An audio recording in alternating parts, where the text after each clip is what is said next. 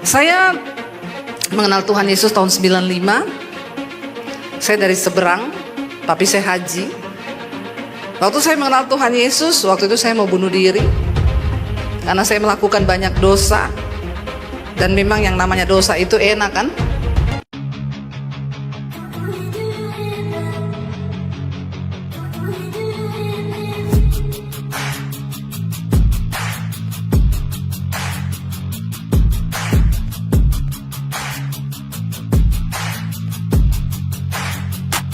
Selamat datang di channel Bela Kebenaran. Kami hadir untuk memberikan informasi opini dan atau fakta terhadap situasi yang sedang terjadi. Mari dukung channel ini dengan cara menekan tombol subscribe dan bunyikan loncengnya. Terima kasih.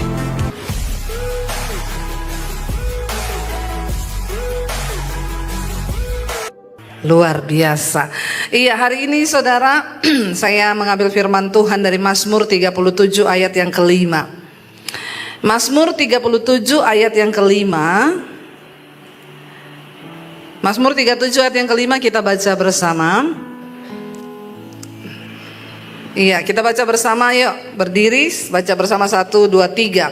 Serahkanlah hidupmu kepada Tuhan dan percayalah kepadanya dan Ia akan bertindak. Sekali lagi 1, 2, 3. Serahkanlah hidupmu kepada Tuhan dan percayalah kepadanya dan Ia akan bertindak. Ayat yang ke-6 baca. Ayat yang ke-6. 1, 2, 3. Ia akan memunculkan kebenaranmu seperti terang dan hakmu seperti siang. Sampai di situ, amin. Silahkan duduk. Bapak Ibu, firman Tuhan berkata hari ini kita harus belajar percaya kepada Tuhan. Bukan hanya percaya, tapi mempercayakan hidup kita kepada Tuhan. Ayat ini berkata, percayalah kepada Tuhan, serahkanlah hidupmu kepada Tuhan dan percayalah kepadanya dan Ia akan bertindak. Kebanyakan dari orang Kristen hari ini hanya menyerahkan hidupnya sama Tuhan, tapi tidak percaya sama Tuhan. Kita ini harus dikatakan menyerahkan hidup kita dan percaya kepada Tuhan, barulah Tuhan akan bertindak dalam hidup kita. Jangan jadi Kristen yang biasa-biasa.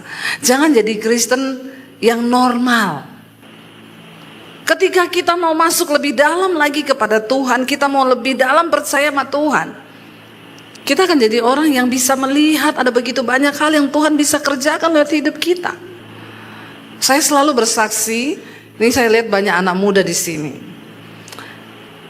Saya ini, siapa yang sudah tahu saya dulu di sini? Angkat tangan yang sudah tahu saya.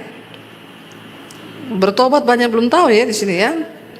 Yang belum tahu tolong subscribe channel YouTube saya, Debbie Basir TV ya. Saya mengenal Tuhan Yesus tahun 95. Saya dari seberang, tapi saya haji. Waktu saya mengenal Tuhan Yesus, waktu itu saya mau bunuh diri karena saya melakukan banyak dosa. Dan memang yang namanya dosa itu enak kan? Hello? Menurut kalian dosa enak apa enak? Yang bilang dosa enak angkat tangan.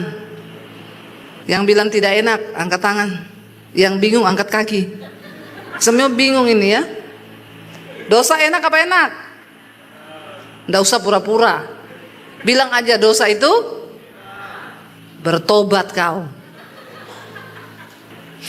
Memang dosa itu enak. Kenapa? Karena untuk berbuat dosa kita nggak perlu bergumul toh.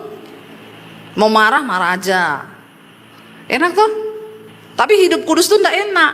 Karena untuk hidup kudus kita harus bergumul. Nggak boleh marah, nggak boleh bersinah.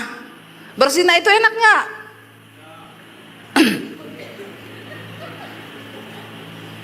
Nggak usah pura-pura lagi. Ya, karena iblis tahu kok. Bukan cuma Tuhan tahu, iblis juga tahu kok. Jadi percuma kita duduk diam di gereja kalau kita di luar sana melakukan dosa. Tuhan tahu siapa pemilik kepunyaannya, dan juga setan tahu siapa pemilik kepunyaannya. Alkitab bilang ada begitu banyak saksi di sekeliling kita. Saksi yang pertama Tuhan, saksi yang kedua setan. Karena setan bisa lihat kita, tapi kita tidak bisa lihat setan. Jadi setan itu ada di mana-mana. Saya mau tanya, sekarang ada setan enggak? Menurut kalian ada setan enggak sekarang? Ada. Coba lihat kanan kirimu, jangan-jangan dia setan. Ya, setan itu ada di mana-mana. Nah, ketika saya bertobat terima Tuhan Yesus, waktu itu saya mau bunuh diri. Dosa, upah dosa itu adalah maut.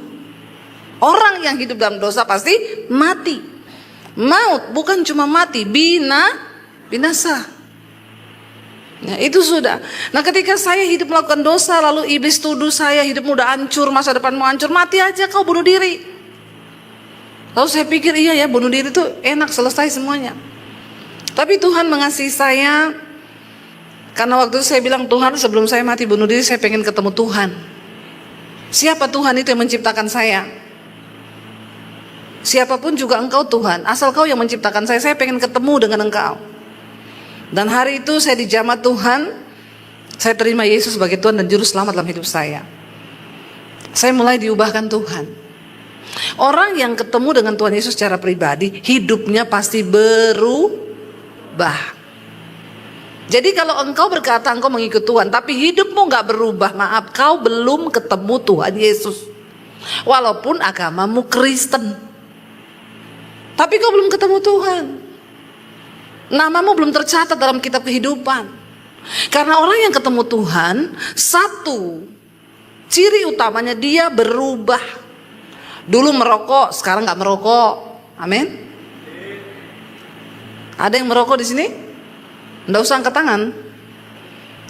Nanti kita baptis ulang, kita rendam 30 menit. Biar kau buka mata langsung di rumah Bapa di sorga. Lebih baik tubuhmu binasa tapi jiwamu selamat. Orang yang sudah kenal Tuhan Yesus berubah. Dulu bersinah, sekarang enggak lagi. Dulu free sex, sekarang enggak lagi. Dulu suka nonton film porno, sekarang enggak lagi. Anak-anak muda hati-hati loh. Hari-hari ini media sosial itu sangat menghancurkan. Ada begitu banyak nilai-nilai yang tidak sesuai firman Tuhan yang bisa masuk ke otak kita nih. Peperangan kita sedang ada di peperangan yang terakhir hari-hari ini. Lalu saya mengalami Tuhan Yesus, saya mulai berubah. Kenapa saya berubah? Karena saya baca Alkitab. Yang tiap hari baca Alkitab berapa banyak? Angkat tangan. Dapat sepeda loh di belakang. Sepedanya siapa enggak tahu, ambil aja tuh, ada di luar. Firman Tuhan ini petunjuk kehidupan kita loh. Bagaimana mungkin kau bisa tahu rencana Tuhan atas hidupmu kalau kau nggak pernah baca Alkitab? Kristen tapi nggak pernah baca Alkitab. Bagaimana kau tahu rencana Tuhan atas hidupmu? Makanya orang Kristen itu sekarang banyak hidupnya kacau, ancur-ancuran, karena nggak ngerti kebenaran. Iblis lebih pintar Alkitab daripada kau. Bertobat loh. Kita baca Alkitab. Waktu saya baca Alkitab, Yesus berkata, di mana ada kebenaran, di situ ada kemerdekaan. Dan kebenaran itu akan memerdekakan kamu. Amin. Dosa apa yang sedang kau hidupi hari ini yang kau bilang sulit untuk keluar? Saya merokok, saya bersinah, saya ini homo. Ada yang homo di sini? Nggak usah angkat tangan lagi. Saya baptis di laut mati kau. Ngambang, nggak bisa tenggelam. Tulang lunak soalnya. Bertobat ya. Indonesia menjadi negara nomor 5 terbanyak LGBT hari ini. Nomor 5 di dunia loh. Nggak main-main ini. Ya, karena orang kehilangan identitas. Tuhan menciptakan Adam dan Hawa, bukan Adam dan Epen. Siapa itu? Tolong penguasaan diri ya. Iya saudara. Ini nomor 5 di dunia, ini nggak main-main ini. Jangan tertawa, kalian sedih loh. Ini dosa, ini orang-orang yang sedang menuju kepada kebinasaan. Dosa Sodom dan Gomora, mereka menukarkan persetubuhan yang wajar dengan yang tidak wajar. Laki-laki melakukan kemesuman dengan laki-laki. Cumi ketemu gurita. Itu, aduh. Ya, saya itu waktu pelayanan di Australia, saya dibawa jalan di satu tempat. Sepanjang jalan itu catnya pelangi-pelangi kan. Mereka bilang, Bu, ini tempatnya LGBT. Semua ini sepanjang jalan ini mereka kalau pawai itu di sini, Bu. Terus saya cerita, di Indonesia kemarin baru ketangkap 64 orang cowok melakukan kemesuman sama-sama di satu villa. Terus orang yang di Australia bingung, di Indonesia iya, hebat ya Indonesia ya. Di Australia yang pusat-pusatnya LGBT tidak pernah ada kasus begitu. Di Indonesia ini yang kayaknya diam-diam, itu ketangkap terus pesta homoseksual bareng di villa. Makanya cewek-cewek ini sekarang kamu udah gak bisa dapat cowok yang six pack. Karena kebanyakan cowok six pack sudah punya cowok. Jadi yang tersiksa yang one pack itu saja. Tapi itu yang normal memang sih. Mengerikan hari-hari ini, tulang lunak berkeliaran, boti. Ketawa kau. Ya. Ngeri sekarang ini akhir zaman. Ya, kenapa itu bisa terjadi? Kesesatan terjadi di mana-mana. Nah, orang itu bisa percaya sama Tuhan. Serahkanlah hidupmu pada Tuhan dan percayalah. Itu artinya apa? Kita ini mempercayakan hidup kita sama Tuhan. Waktu saya bertobat, saya baca Alkitab. Dan kebenaran, yaitu Alkitab itu membebaskan saya. Saya mulai catat dosa-dosa saya. Waktu saya baca itu Galatia pasal yang ke-5. Karena barang siapa melakukan perbuatan daging, dia tidak mendapat bagian dalam kerajaan Allah.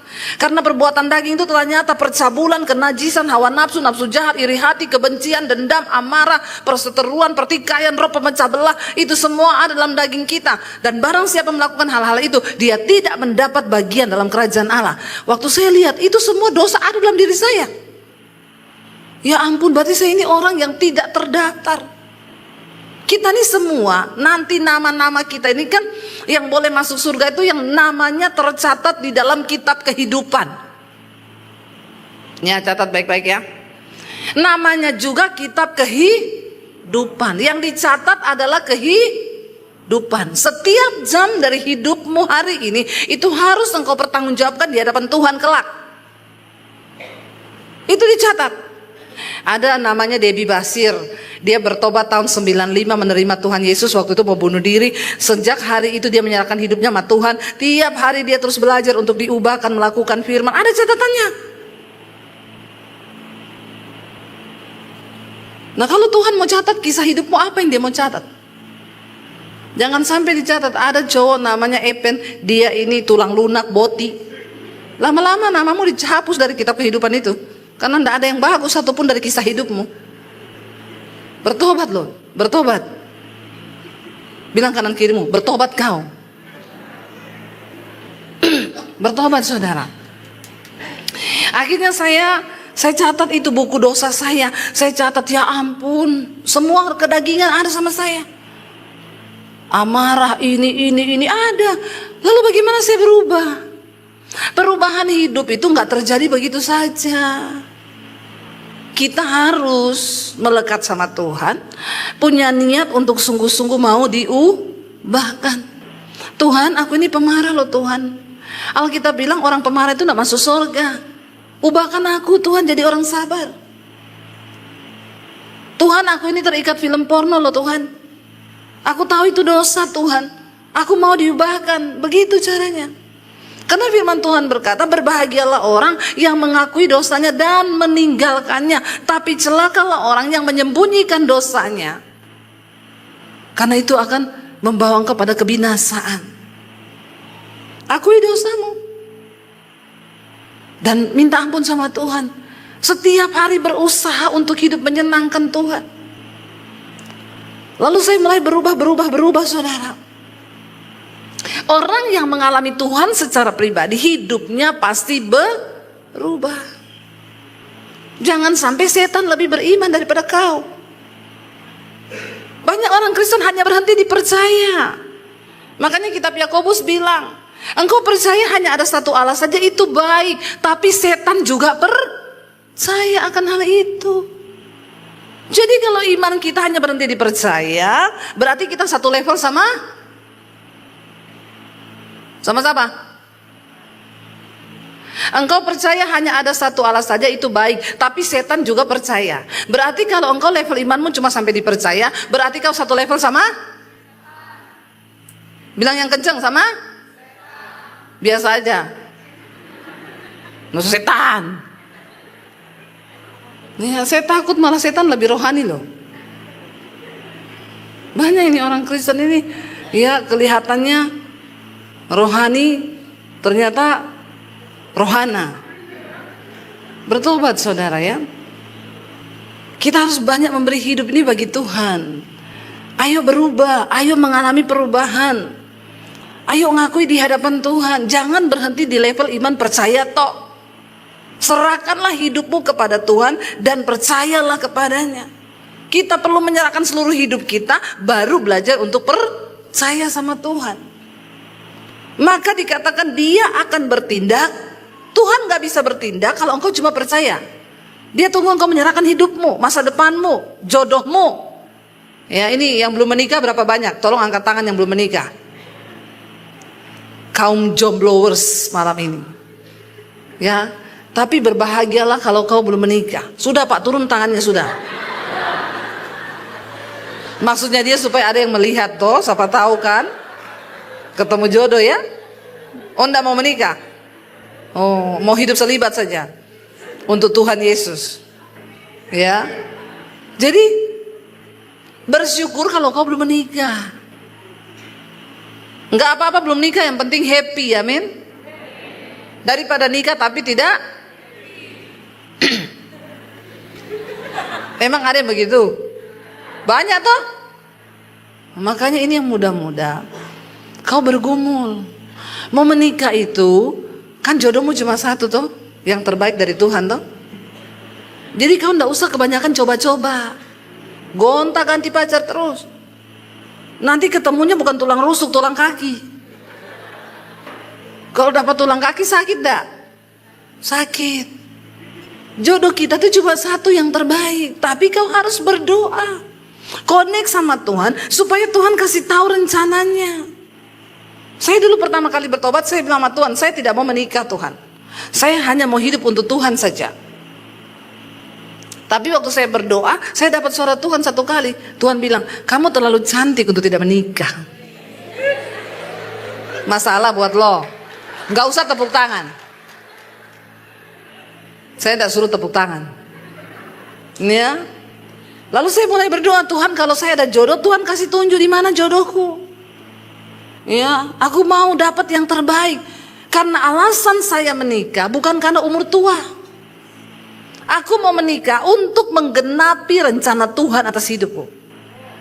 Jadi kalau laki-laki yang datang tidak menggenapi rencana Tuhan, mau menggagalkan rencana Tuhan, Tuhan dalam nama Yesus, halau dia daripadaku, amin. Coba yang perempuan-perempuan doamu begitu. Jangan murahan. Ya, gonta-ganti pacar, dibawa kanan kiri. Ujung-ujungnya kepengen kaya, menikmati semuanya. Akhirnya mulai jadi pelakor. Ditanya, ani-ani no, simpenan? Bertobat, jangan kau yes. Setan dua-dua itu. Ya, ani-ani no, simpanan yes. Ngapain lu mau simpenan? Ya, podoa itu sama aja. Ayo kita jaga hidup kita dalam kekudusan. Sebab Tuhan punya rencana yang besar buat kita.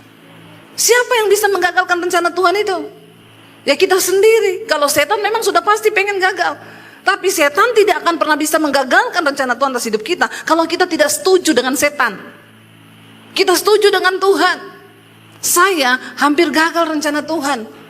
Tapi dulu saya hidup dalam dosa karena saya tidak mengenal Tuhan Yesus. Saudara ini kan mengenal Tuhan Yesus kan? Di tanganmu ada Alkitab, kau bisa belajar, kau bisa mengerti jalan Tuhan.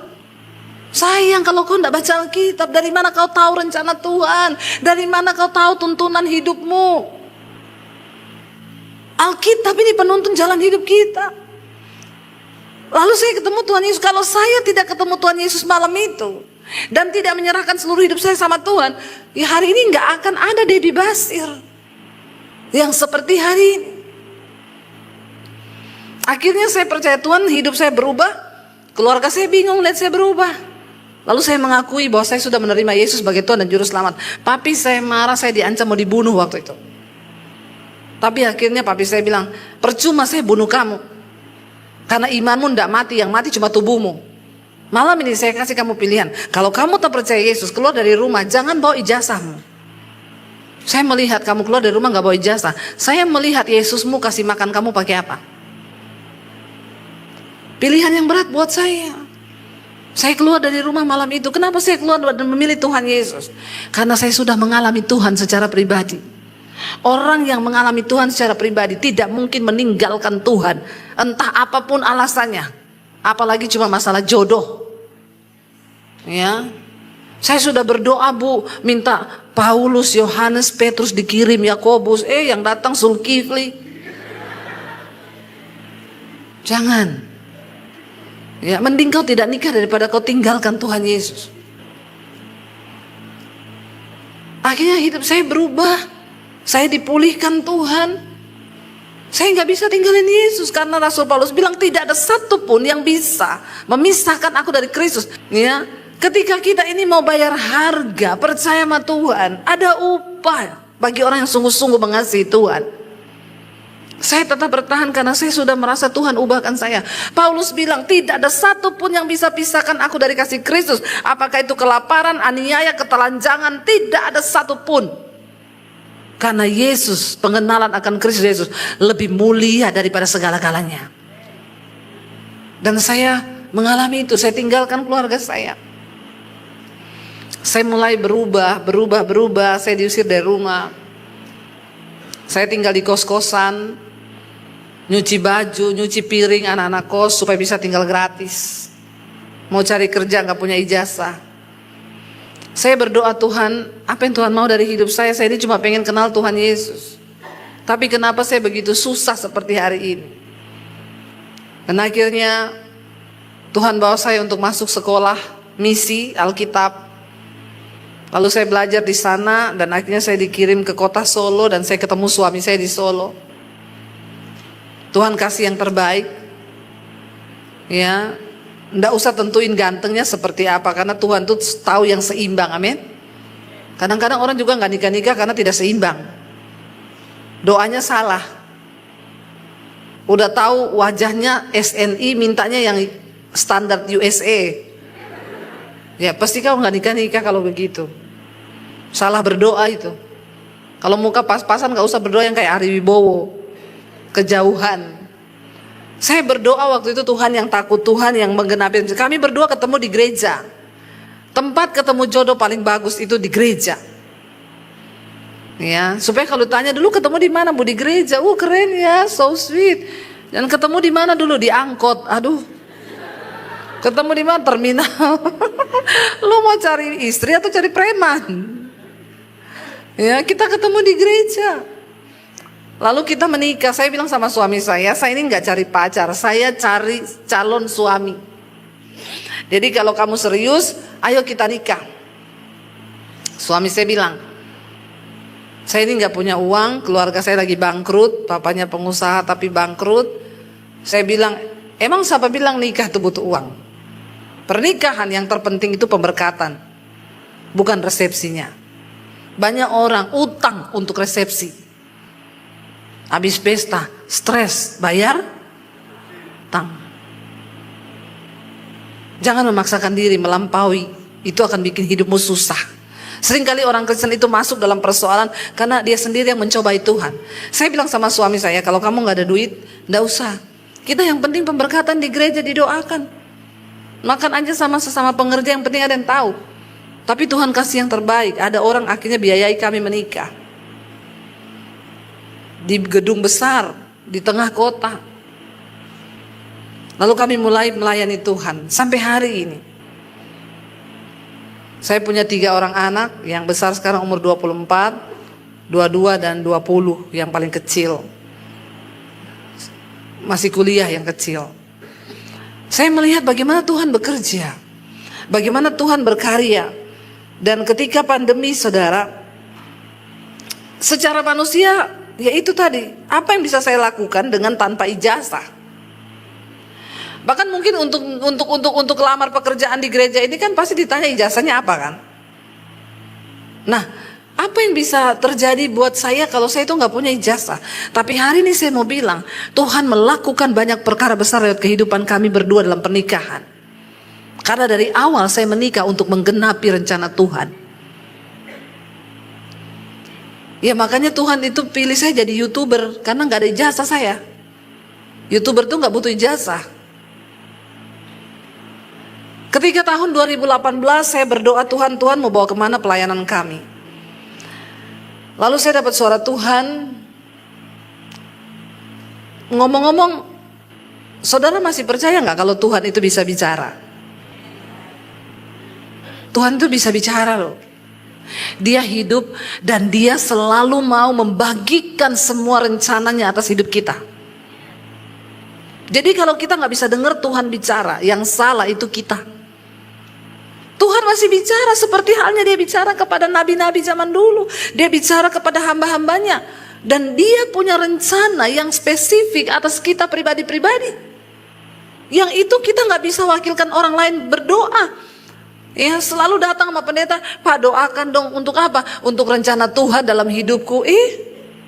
Rencana Tuhan atas hidupmu tidak bisa diwakili oleh siapapun. Engkau harus datang sendiri cari Tuhan. Alkitab berkata, Tuhan itu memberitahukan rencananya kepada orang-orang yang bergaul karib dengan dia. Makanya ada kadang anak muda datang, Bu doain saya Bu, ini saya bawa pacar saya. Doain apa ya? Ibu tolong tanya Tuhan, pacar saya ini dari Tuhan atau bukan? Jadi kalau ada yang begitu juga saya bercandain, lihat ke sini, tatap mata saya. Kamu pikir saya ini dukun? Ya, kamu berdoa sendiri. Saya nggak mau jawab nanti kalau udah nikah terus berantem terus nanti ngomong saya. Ya dulu Bu Debbie bilang jodoh dari Tuhan loh. Tidak ada satupun hamba Tuhan yang bisa kasih tahu rencana Tuhan atas hidupmu selain engkau berurusan pribadi dengan Tuhan. Cari Tuhan. Lalu saya berdoa, Tuhan mau bawa pelayanan saya kemana? 2018. Tiba-tiba saya dapat suara Tuhan begini, ambil alih dunia media untuk pekabaran Injil. Saya nangis waktu itu dalam hadirat Tuhan. Lalu saya bilang ke suami saya, aku dapat begini, Tuhan bilang ambil alih dunia media untuk Injil. Artinya apa? Suami saya bilang, oh itu berarti TV media. Ya udah, berarti kita gimana? Saya belum tahu YouTube waktu itu. Ada media, yuk kita pergi cari di media. Ada salah satu media yang besar di Jakarta. Itu media yang menayangkan beberapa khotbah juga. Kami datang ke sana, dia bilang, oh bisa ibu mau tampil di TV kami? Ya bisa. Ibu syuting minimal 10 episode. Satu episode itu bayarnya 6 juta. Jadi ibu harus bayar 60 juta untuk 10 episode. Saya tanya, itu sudah pasti tayang? Oh belum Bu, nanti ada bagian yang lihat. Kalau layak tayang ditayangkan, kalau tidak juga di cancel. Loh jadi saya sudah bayar 60 juta, saya belum pasti tayang? Iya. Langsung muntabir saya. Ya, muntabir itu mundur teratur tidak berkabar. Muntabir. Ya, enggak saya kasih kabar lagi. Pertama saya dapat uang 60 juta dari mana? Hari itu nggak ada duit saya. Yang kedua belum pasti tayang. Tapi saya bawa terus visi itu. Sampai satu kali saya khotbah di Bali. Saya dengan mami saya janjian ketemu keluarga. Saya lihat di situ ada orang syuting saudara. Pakai kamera. Produsernya duduk di samping meja saya. Saya tanya, Pak ini lagi syuting buat apa? Oh kami mau bikin TV Bu. Di mana? Di YouTube. Oh emang YouTube itu apa? Oh sekarang artis beralih ke YouTube semua 2018. Oh saya exciting tuh waktu dia jelasin. Saya bilang, berarti saya juga bisa ya? Iya, ibu punya konten apa mau bikin YouTube? Orang yang bikin YouTube itu yang ada konten. Saya bilang biasa aja, careless. Kenapa emosi ya? Sekarang channelnya dia udah tutup. Padahal saya belajar dari dia. Saya pulang, saya ngomong ke suami saya, aku tahu yang Tuhan mau. Kita bikin YouTube. Suami saya bilang, apa lagi ini ya? Tapi yang Tuhan suruh. Karena Tuhan bilang gini, aku akan memberkati engkau dengan tuaian bangsa-bangsa, bahkan berkat bangsa-bangsa. Kami akhirnya mulai bikin channel YouTube. Waktu itu cuma syuting pakai handphone, pakai iPhone udah cukup. Cari-cari lighting pakai matahari. Lalu saya mulai tayang khotbah. Khotbah yang benar-benar menjadi penjangkauan bagi banyak orang. Itu salah satu khotbah saya, nanti saudara cari di YouTube, yang judulnya Akibat Dosa Tersembunyi. Wah, itu orang konseling, saya taruh nomor handphone saya. Itu orang konseling cerita terbuka tentang dosanya. Saya mulai doakan. Mulai dari jemaat homo, sekarang udah dilepaskan, dia udah nikah sama perempuan. Mereka terbuka cerita dosanya, karena itu akibat dosa tersembunyi. Nanti kalian wajib tonton itu. Kalau mau konseling hubungi nomor telepon saya di bawah ini. Karena seringkali orang ada dosa tapi dia nggak berani ungkapin. Tiba-tiba datanglah pandemi. Kita kan nggak pernah tahu kalau mau ada pandemi 2020. Tapi Tuhan udah kasih bocoran sama orang-orang yang sungguh-sungguh mencari hatinya. Pandemi datang, gereja tutup, nggak bisa ibadah. Orang Kristen bingung cari. Waktu pandemi channel saya baru 50.000 subscribe-nya. Ketika pandemi datang, gereja tutup, channel saya naik 1 hari nambah 1.000 subscribe tiap hari. Wow, enggak? Ini nggak punya channel ya? Makanya pada nggak ngerti, nggak tahu susahnya cari subscribe ya. 1 hari nambah 1.000 subscribe, wow enggak? Bukan cuma wow. Itu Tuhan. Itu Tuhan. Hari ini hampir 1 juta channel saya subscribe-nya. Semua karena anugerah Tuhan. Dan benar-benar Tuhan menggenapi. Di tengah masa pandemi, saya mulai orang konseling. Setelah pandemi, saya diundang pelayanan ke Amerika, ke Australia, ke bangsa-bangsa. Siapa saya? Orang yang dulu mau bunuh diri karena hidup saya hancur. Hari ini Tuhan bisa pakai saya untuk menjadi penginjil, bukan cuma di Indonesia, tapi di seluruh dunia. Bahkan hari ini lihat pelayanan kami bisa bangun sekolah misi di Bandungan, Semarang. Kalau ada di antara saudara yang mau jadi misionari, datang ke sekolah kami. Nggak punya duit, gratis, nanti kabari saya. Karena visi yang kami dapat dari Tuhan. Tuhan tuh bilang, persiapkan penuai di akhir zaman. Karena tuaian banyak, tapi penuai sedikit. Untuk bisa jadi penuai, kalian nggak perlu jadi pendeta dulu. Nggak usah mau jadi pendeta semua. Nanti saya banyak saingan. Ayo, serahkan hidupmu. Dibentuk Tuhan, dipakai Tuhan. Kita nggak perlu jadi pendeta dulu baru mau jadi penuai. Tuhan sedang membangkitkan penuai-penuai di akhir zaman hari-hari ini. Tuhan berkati kami, sehingga kami hari ini bisa menjadi berkat bagi pelayanan di desa-desa. Membangun banyak gereja-gereja yang hancur di desa-desa. Apa yang tidak mungkin bagi manusia? Saya ini orang yang diusir keluar dari rumah tidak bawa ijazah. Saya mau tanya, hari ini semua orang berlomba-lomba kuliah untuk cari yang namanya ijazah. S1, S2, S3, S21, S23 kayak Samsung sudah. Untuk demi cari masa depan yang katanya menurutmu itu masa depan. Saya cuma mau bilang, tanpa Tuhan, ijazah setinggi apapun yang kau pegang di tanganmu tidak akan pernah berarti. Hari-hari di dunia berubah begitu cepat. Kau baru kuliah, yang dipecat sudah ratusan ribu orang yang kehilangan pekerjaan.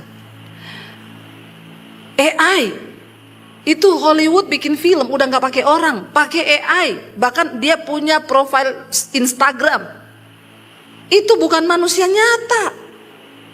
Sekarang iklan-iklan orang udah nggak pakai artis, pakai AI. Di Tiongkok bangun rumah sakit AI, udah nggak usah pakai dokter. Semua teknologi yang bergerak. Ke depan semua keahlian manusia akan digantikan dengan teknologi. Terus bagaimana engkau yang tidak hidup, yang cuma pas-pasan skillnya, ya udah otaknya pas-pasan, skillnya pas-pasan, mager, kelamaan tidur, kayak keong racun. Terus berharap masa depanmu cerah begitu? Siapa yang mau buat? Walaupun kita nih otaknya pas-pasan, skillnya pas-pasan, kalau engkau menyerahkan hidupmu kepada Tuhan dan percaya kepada Tuhan, Dia Tuhan yang sanggup melakukan perbedaan antara orang yang sungguh-sungguh mencari Dia dengan yang tidak. Katakan, percaya sama Tuhan. Serahkan hidupmu sama Tuhan, anak muda. Ayo kita bangkit. Tuhan sedang cari orang-orang yang mau dipakai oleh Tuhan. Saya nih loh, bukti hidup. Bagaimana sesuatu yang tidak berarti bisa Tuhan bikin berarti. Kalau saya nggak ketemu Yesus, hari ini saya sudah mati dan tidak akan pernah ada Debbie Basir yang bisa menjadi berkat sampai ke bangsa-bangsa.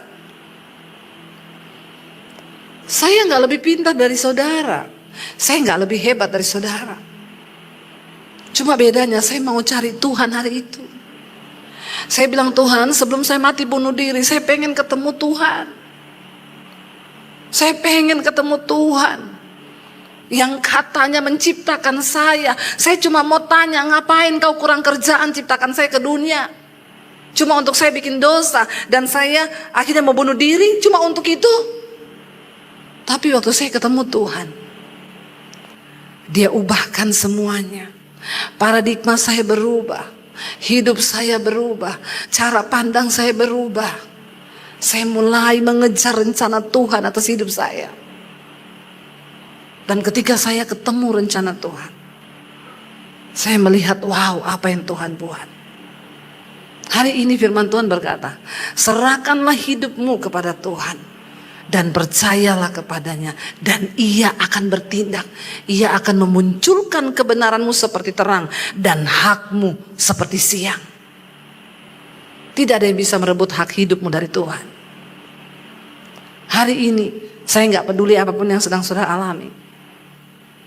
Kuncinya cuma satu, ayo cari Tuhan. Serahkan hidupmu kepada Tuhan dan sungguh-sungguh percaya kepadanya. Kalau Dia menyertai hidupmu saudara, maka engkau akan melihat Dia melakukan sesuatu yang berbeda.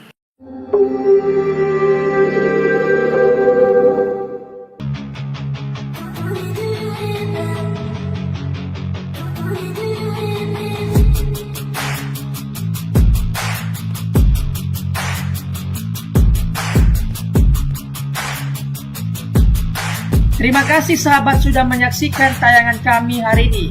Tuhanlah yang membalas dan memberkati kita semua. Apabila sahabat diberkati, marilah kita dengan murah hati untuk share video ini kepada teman-teman kita yang lain, kepada grup-grup keluarga dan sebagainya. Dan jangan lupa meninggalkan komentar di bawah video ini, serta menekan tombol subscribe video kami, sehingga sahabat tidak ketinggalan video-video terbaru dari kami. Terima kasih. Tuhan Yesus memberkati kita semua. Dan dengarkanlah firman Tuhan singkat ini. Mintalah maka akan diberikan kepadamu. Carilah maka kamu akan mendapat. Ketuklah maka pintu akan dibukakan bagimu. Kita harus melakukan sesuatu sampai sesuatu itu akan terwujud atas hidup kita. Minta, cari dan ketuklah, maka Tuhan pasti membukakan pintu.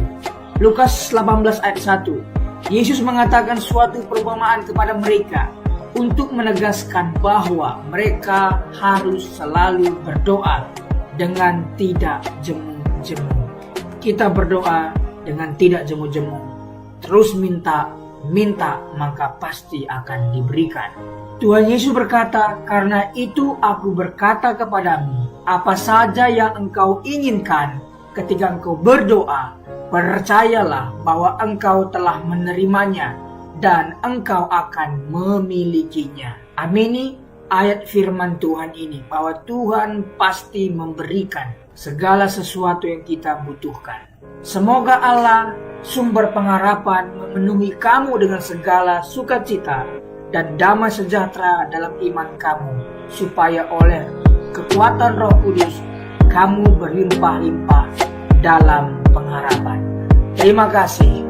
Apabila sahabat ada komentar dan pendapat yang lain terhadap video hari ini, boleh tuliskan komentarnya, pendapatnya di kolom komentar di bawah video ini, sehingga kita boleh diskusi di sana.